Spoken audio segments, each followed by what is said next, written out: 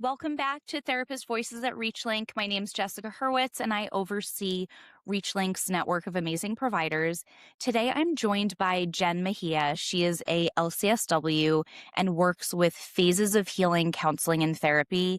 We are all going to be visiting you, whether for therapy or not, because what I have heard, I know I told you this about St. Augustine, it sounds so magical. I don't know if it's always that way when you're the one that lives there, but if we see you in your office or just around St. Augustine, we will all be saying hi. I know that today we talked about perhaps talking about some different specific treatment modalities that you provide. My name's Jen. I'm a licensed clinical social worker here. I got my master's from LSU. I've been now doing therapy since 2023. I'm from North Carolina. I'm from Asheville. I live in St. Augustine. I really enjoy working with all different kinds of populations. I have been obsessed with psychology for over a decade. I get so much energy, and I'm so honored to be able to do this for a career. I know that not a lot of people get to do the things that they're really passionate about. I'm grateful for it every day. At what point did you make your way to St. Augustine? So I actually went to Jacksonville first. So I moved in 2006 down to Jacksonville, and then I think right around 2020, right when COVID hit, actually, I made my way down to St. Augustine. It's a really cool city that I vibe with really well. The art scene is amazing. So if you're into art, it's awesome. And it seems like you joined a really cool group from the time I spent on your website. It seems like you've got some real great people there. So Angela Fusco, she is our owner, operator, and a fellow therapist. She's an LMHC. She is incredible. She's very holistic mindset. So we're looking at the whole person and the whole environment. That's kind of why I love being a social work as opposed to mental health clinician is I look at everything, not just the person. But she is such a great boss, teammate. We collaborate on a lot of things. We're working on building a lot of things in the community. I like that you mentioned, because this is a theme that I saw coming up a lot on your website. And when we spoke earlier, that the holisticness is a big part of your practice. Would you say that's accurate? Oh my gosh, yeah. In different components, right? So we're made up of 4 clinicians. We all do it a little differently. Some of us are more focused on the effects of nutrition and physical movement. Some of us are more focused on the cultural aspects of psychology, or they're looking at the societal aspects of it, age and development. I mean, there's so many different things. But when a person comes into therapy, I don't just see them. I see all of the things that have created who they are today. And they all influence it on a daily basis. Yeah. And who, as a client, who does not want to hear that? I mean, yeah, I think that's all we are as humans, is just a product of our experience, right? Absolutely. Well, I'm excited to hear more about your practice. I wanted to get into, if we could, a little bit about these modalities that you work with the most. I know that you work with adults, couples, and families, especially, is this right, with ADHD and anxiety and relationship issues? Do you use those 3 modalities that we're going to be talking about?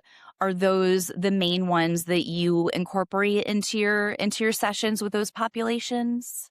They are large ones I use. As with most therapists, I think you kind of become eclectic over the time, and you have to learn which clients are going to respond better to certain things, right? Stay on your toes. So, yeah, you got to stay on your toes. So the accelerated resolution therapy is really a unique one that I use depending on certain circumstances. Obviously, go into that in a minute, but I also really love internal family systems. So IFS, that's a big one that I lean on a lot. Obviously, CBT is a big one as well. But DBT, Gottman, and accelerated resolution therapy, they work differently, very differently. And so I'll use them a lot of times with the same person in different facets, depending on what the need may be. Oh, great. Well, I'm excited now because I admittedly do not know much at all about accelerated resolution therapy. So if I could be a hog of the conversation and ask if we could start with that, that would be amazing. Tell us a little bit about it if you could. Yeah, so a lot of people have heard of EMDR. Miley Cyrus did a video talking about EMDR and the benefits of it, so people are a little bit more familiar with it. For those that are not, the reason why I'm talking about EMDR instead of art is it's an offshoot. EMDR uses rapid eye movements to help with memory processing is really what it boils down to. So Lainey, who was the person that created ART or accelerated resolution therapy. She previously was an EMDR therapist. So basically, Lainey was realizing that her clients, there were a couple issues with how they would be feeling at the end of the sessions and things like that. So she started to kind of play around with it a little bit and found an alternative way to treat trauma with rapid eye movements. So REM sleep, which is rapid eye movement sleep, is known for the time when our brain is consolidating memory. So we're essentially hijacking the system and allowing us to do that in our waking state. So if you were to attend an art session, an accelerated resolution therapy session, there's going to be eye movements. So you'll sit with a therapist and they're going to be moving their hand back and forth. EMDR, they usually have like light bars that they may use. There's different ways to do it. I also have buzzers for different reasons, like hand buzzers. And it's not a type of therapy that you're talking. There's very little talking. Most of it is done internally. There's different ways to approach it. It's either using a way to replace the images connected to a traumatic memory or dealing with unknown somatic or sensation things that come up for you that you don't really understand. So the traumatic memory piece of it, the way that they say it is you're going to remember that things happened. You know, if you had a traumatic situation with, you know, a parent as a child, the details are going to be there. But when you go back to try to remember it, what's going to actually come up is the visual is the joyful or the happy replacement that you made as the image. You would actually have to dig to try to find the original image. It's really freaky and weird, but it definitely works. And so what that results in is your ability to tolerate thinking about it, so that way you're not dealing with as many flashbacks, because the flashbacks come from the images and the emotional experience from seeing those images again, not the knowledge that it happened. Does that make sense? It does. And you're very good at explaining this, because this has historically been difficult for me to grasp sometimes, having not partaken in any form of EMDR or anything in that manner. So it's so fascinating. I'm sure so many people can agree. And I know most listeners are probably fellow providers that may or may not offer these services. And it's just so helpful to hear it explained in the way that you are. So please keep going. Yeah, no, that's great. Yeah. So some people will ask, what's the biggest difference between EMDR and ART? EMDR is usually longer. It's like 8 to 12 sessions. ART is usually 1 to 5. So it's a condensed version of it.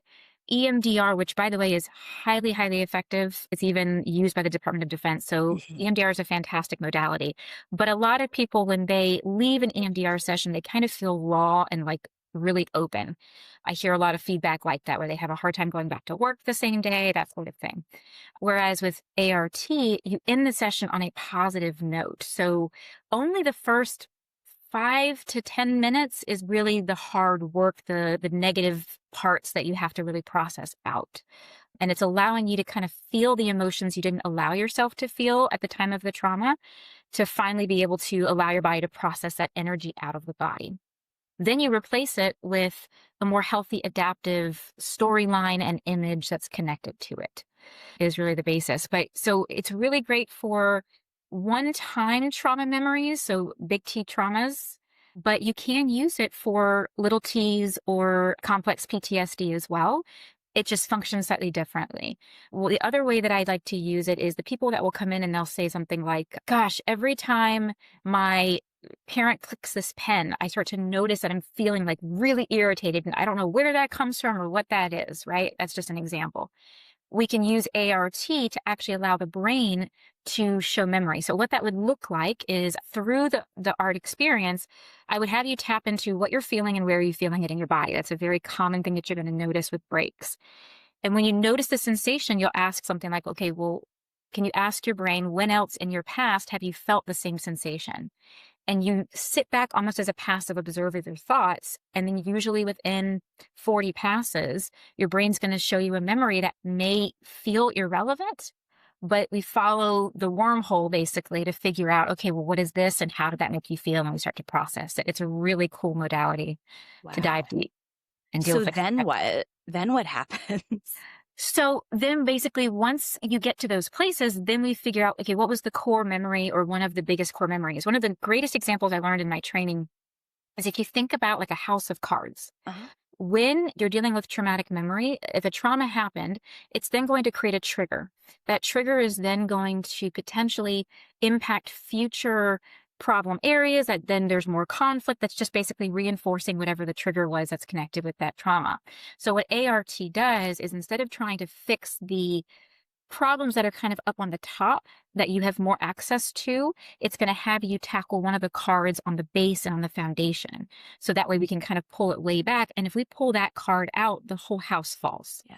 As opposed to having to work on each individual one, if that makes any sense. It does. Yeah. I highly recommend it. It's a really cool thing to do. What you really got me on is, when I think about EMDR, I always think, then what happens to this client that is just left with this, what has been uncovered or not? What a vulnerable place to be. Yeah. So this sounds like a very different ending to a session. It is. So now it is going to be taxing, because your brain is doing a lot of work. So, you want to make sure you bring a bottle of water with you. You want to make sure you get a lot of rest afterward.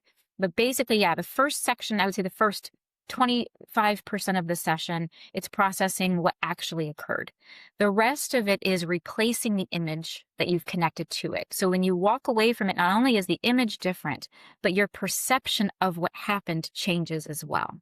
And I've had a lot of clients that through this process, when we deal with trauma, our brain makes up stories about what happened, and it has to try to fill in the blanks because it's such a scattered memory that happens. A lot of times it comes in bits and pieces.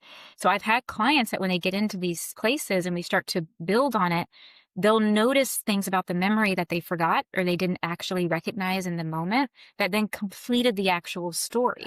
So now they're able to make sense of it with a full picture, as opposed to these fragments, and be able to kind of understand, how they got to the conclusion that they did.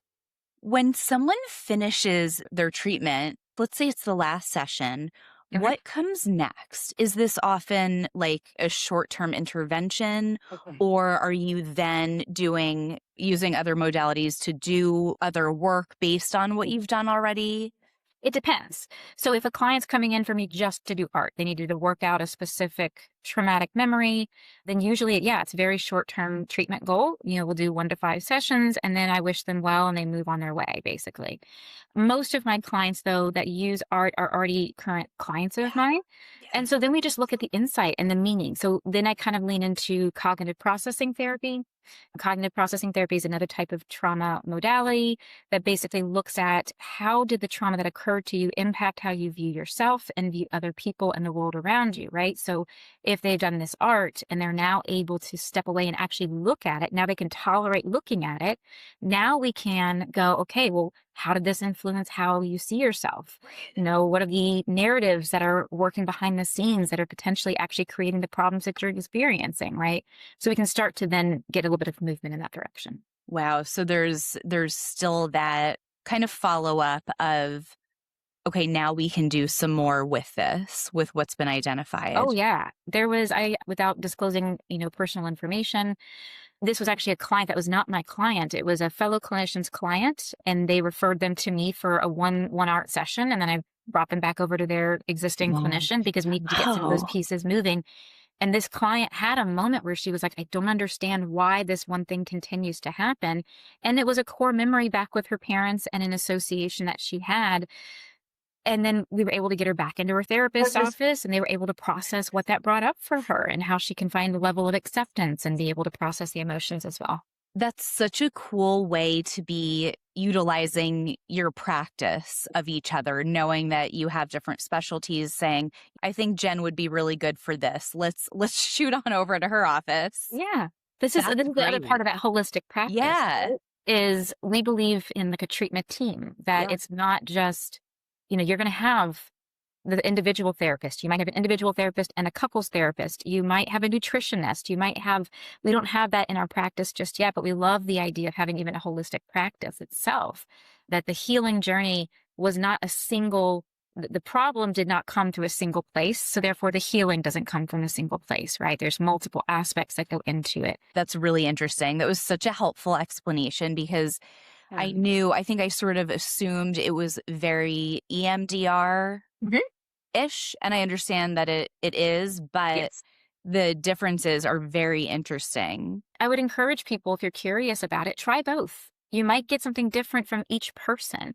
ART is a lot more scripted, though the more you integrated in your practice, you can be a little bit more fluid and flexible. I find that EMDR is a lot more fluid. So if you go to one EMDR therapist, you may not get the same experience that if you go to another. And I think it's probably accurate with ART, but ours is a bit more regimented. Okay.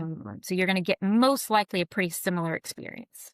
I'm interested in what you said about trying out both. Would you suggest people, if they were going to do that, take a break? Is it safe to do that, to switch and say, oh, you know what, I'm going to try EMDR. Let's see what happens. So this is where you would, if you have an individual therapist, talk with her, because I don't want to jump in immediately and go, yeah, this is good for everybody, because there may be exceptions to that, obviously. But when you are thinking about safety and thinking about what's appropriate for you, there are a couple things I always have to gauge. Number one is, did this person ever deal with a traumatic brain injury? Because that can be impacted here. If somebody is pregnant, I'm usually very careful with those as well, because the emotional intensity that you go through can put a lot of stress on the body. So we want to be careful with that. If anybody deals with vertigo or any vision issues, and or if their eyes cannot track, that can be problematic. I know you mentioned a lot of your viewers are fellow clinicians. So personality individuals, that's a big issue as well, because they have to, if there's any gain of not building insight, this is going to be really ineffective. So it doesn't mean that nobody with personality characteristics can't benefit, but that is challenging. If you care deeply about mental health, whether as a therapist or someone seeking support, this message is for you. If you're a therapist listening and you're looking for more flexibility, more balance, or a way to expand your impact, ReachLink is growing. We've been building a community of thoughtful, dedicated clinicians who want to make care more accessible through telehealth without losing the human connection that matters most. With ReachLink, you can work from anywhere, set a schedule that fits your life, and let us handle the administrative work so you can focus on what you came to do, help your clients.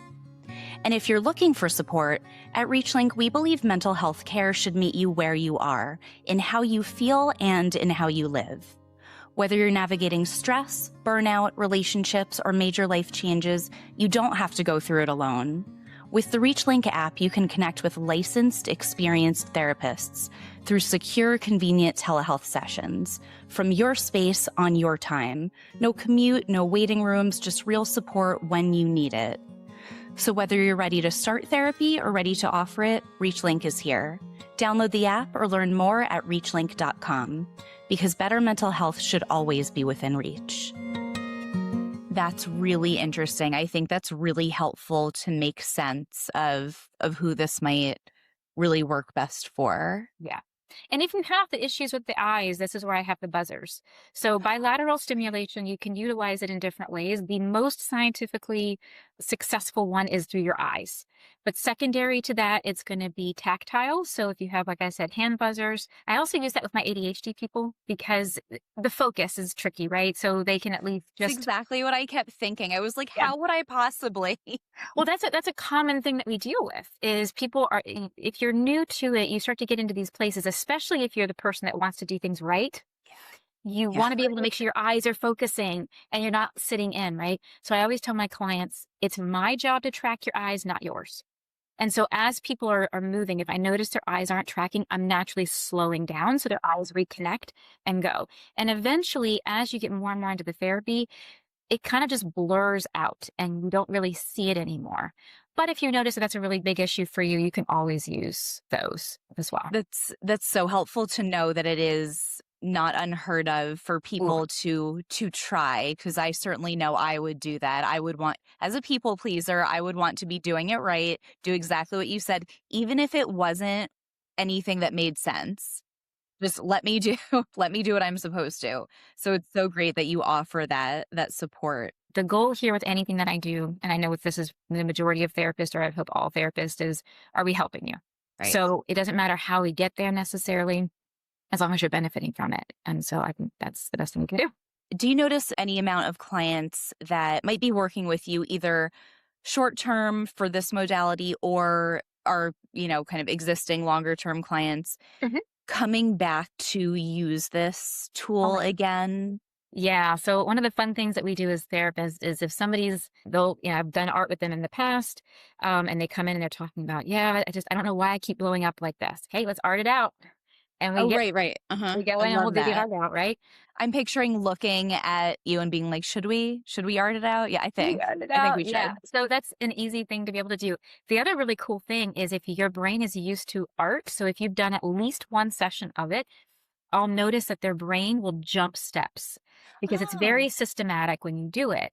And so I'll notice first time around, I'm having to kind of pull things out. And then I'll do it the second time or the third time. And it's like the person already skipped 3 steps and is already way in advance.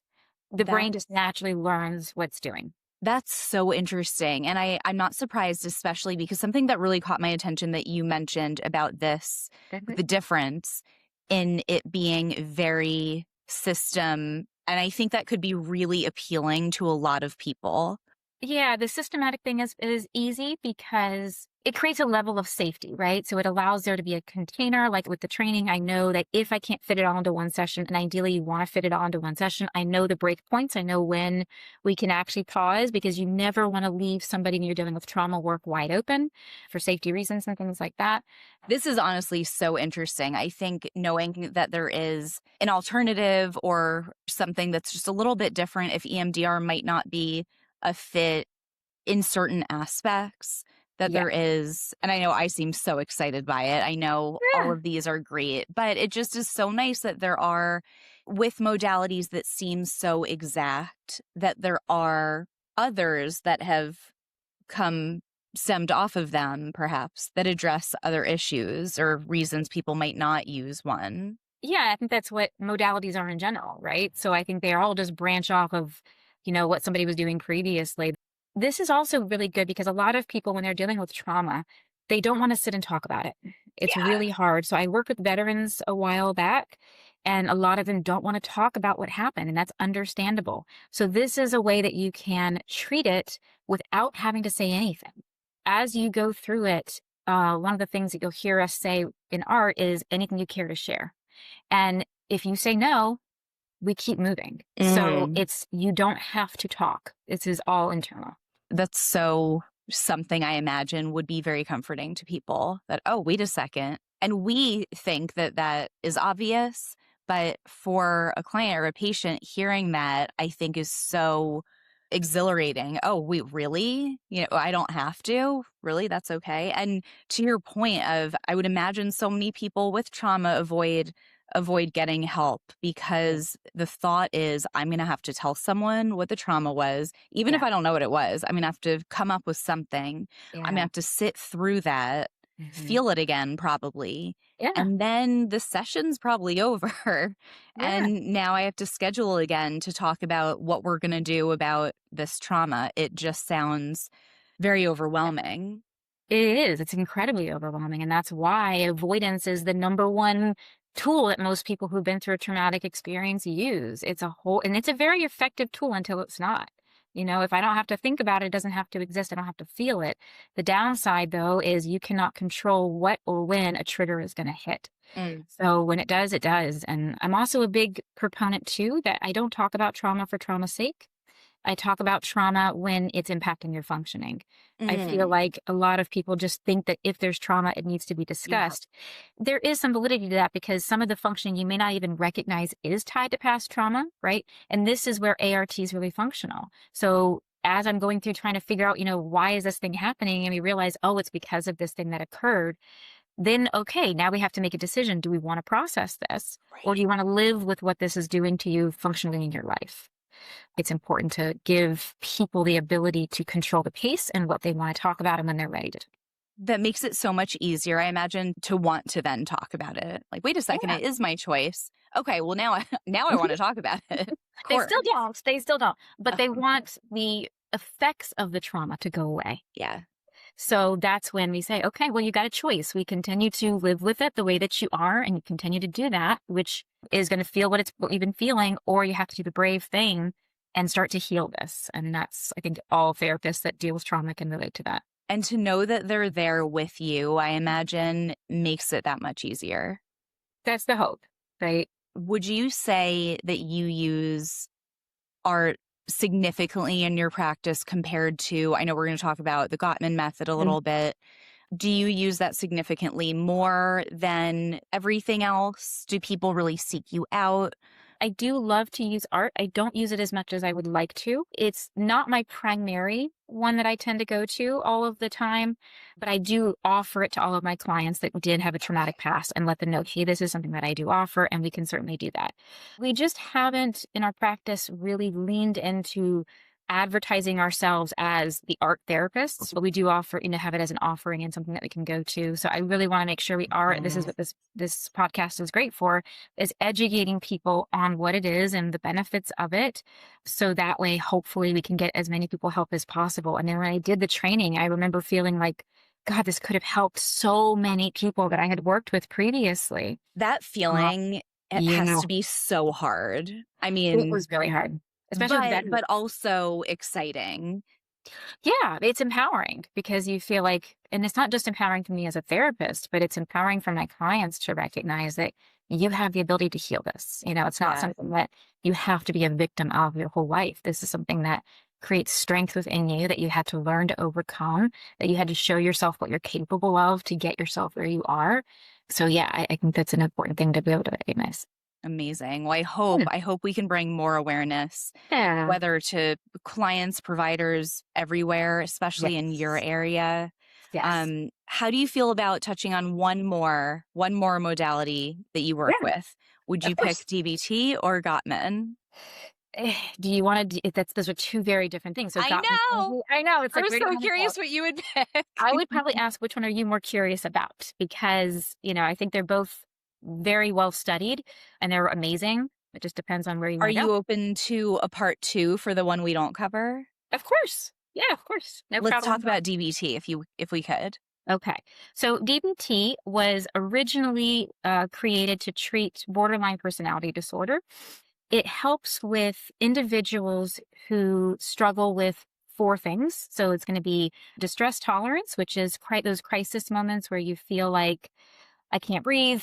I'm either crying uncontrollably, or I just feel like either potentially I'm not safe, right? So it helps with people that deal with self-harm, suicidal ideations, and things like that. It also helps you regulate emotion. So there's emotion regulation category in there as well, which is not the crisis moments, but how do I just deal with the day-to-day emotional ups and downs? You have interpersonal effectiveness skills. So a lot of folks with BPD, which originally it was designed for that. Now it's used for anxiety and depression and expands way beyond borderline personality disorder. But the interpersonal connectedness is, how do I communicate myself effectively to the people around me, right? Rather than using old coping patterns that are just creating cycles that aren't getting me anywhere. And then the last piece is mindfulness, which is actually kind of the core of it all. So not only how do I regulate, feel the sensations in my body and be able to bring my body back where it needs to be, but how do I bring myself back into the present moment and not catastrophize and not, be stuck in the past, but be able to constantly bring myself back in. So we learned something, the core piece of it is something called wise mind. And wise mind is basically the combination between the emotional experience that we have, which is the emotion mind, and the logical experience we have, which is the reasonable mind. So an emotion-minded person, which is typically people that would seek out DBT, they're the person that they feel their feelings and they feel them really big. And they just almost feel like they are being drowned by their emotions and they can't ever come up for air. There's pros and cons to that. The cons are they usually struggle with high emotional issues. They may have trouble with decision-making skills, thinking critically. But the pro of that person is they're usually very compassionate people because they understand emotion on a very deep level, right? On the flip side of that, you've got the reasonable mind where everything is very logical and rational and step by step, kind of a vibe.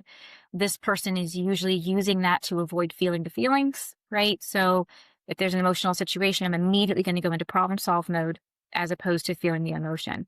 They also have a pro and a con. Their pro is they usually are able to make really good decisions. They're able to think things through. They usually have really good discernment on what's the right way and wrong place or the right and the wrong choice. But their challenges is they usually struggle with connection. Mhm. They are challenged in relationships where people feel like they can't really connect with them a lot, or they can't feel like they can connect with others. So the wise mind is, instead of either or, how do we utilize both? How in the moments of distress can I validate myself, empathize with myself, feel the feelings, not run away from the feelings, just in enough time to be able to then access the logical part of my brain to then be able to decide on how I want to move forward, as opposed to trigger and reactivity. It's trigger, pause, and then a choice or a reaction. Oh. Yeah. Long spiel. No, that is fascinating. I'm trying to think of which way I want to be. I know. Well, I mean, I think everybody can utilize DBT.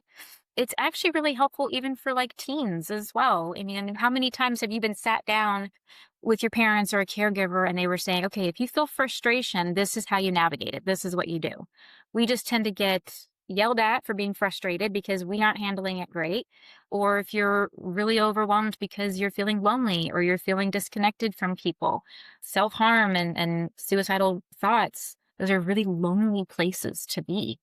And so having tools and resources and this feeling of like, okay, this part of me may not go away today, but I feel confident in my ability to tolerate it and navigate it with healthier things that are more in line with the person that I want to be. Yeah, it's a really impactful therapy, I know, but it's one of those too where it's not a good fit for everybody because it is homework heavy. So you learn, it's very skills based. It's not processing based. Mm. Traditional DBT has three components. So you're going to have an individual therapist that functions like a typical therapist. Let's talk about past trauma. Let's talk about processing and emotion regulation and all of those things. You have what's called a DBT coach. The DBT coach is going to be your crisis management. So it's 2 a.m. and you're having a freak out about something. You can call your coach and your coach is going to help go, okay, what skill do we need to use? And they help navigate and Mhm. teach you those things. And then you have your group setting, and the group setting is going to be skills groups. So you're in a group with other people learning skills. It's usually a year because it's a 6-month process of learning the skills. And then you're going to repeat that for another 6 months to reinforce those skills. So it's very skills heavy. It's very homework based. You have these check sheets to, okay, did I use these skills today? How did it improve? So it's Right. very scientifically driven to be able to look at how your progress and how you're doing. Which you can probably tell as the therapist if it's going to be hit or miss for somebody. Yeah, it's very, very quick because if they Yeah. continue, and I mean, it's not always because they just refuse to do homework. Sure. You know, some people get distracted and they've got a busy life and they can't address it. So in that case, I have to just give them realistic expectations. So, hey, we can definitely learn these skills in here, but only doing this for 1 hour once a week is like me trying to join the WNBA, and which I don't have any practice playing basketball, and choosing to play for 1 hour per week. It's just, you can It's not. only go so far. Jen, what's the best way for, I suspect, maybe it's just me because I live in Florida, so I can seek you out. What's the best way for people to reach out to you and your group? Oh, yeah, of course. So our website, which is phases of healing, counseling, and therapy.com, you'll be able to read all of the bios of our 4 different therapists. Each of us have a really different kind of unique specialty, which is important. I do have a Facebook page. I'm not entirely active on it because this is how you guys found me. I don't like social media. I want to live my life, but I do it because I also really want to make sure when I notice things or patterns that are coming up in sessions, I want to give some things back to my clients. And so Jenn Mejia, LCSW on Facebook. My boss, Angela, she has an Instagram page. So it's Phases of Healing. I think it's just Phases of Healing. Phases of Healing, Counseling, and Therapy on Instagram. You can reach us any of those places, of course. Everyone, we will link all of these options at the end of the episode here. Jenn, thank you so much for being here. I'm already thinking, I know we're definitely doing part 2 if you'll have us, Of course I if will. you'll have me, Of but course. I'm thinking of a 3, 4, and 5 as well. So hopefully I love we it. will see your face again very soon. Thank you Absolutely. I would love so, it. so much Thank you, for being here. Jessica. You It was provided fun. such great information, Yeah. and I wouldn't be surprised if you've got some people knocking on your door Yeah. Well, literally thank you. You soon. are so sweet. I really appreciate that. And it was great to meet you, Jessica. You too. Talk to you very soon. All right. Talk to you later. Bye.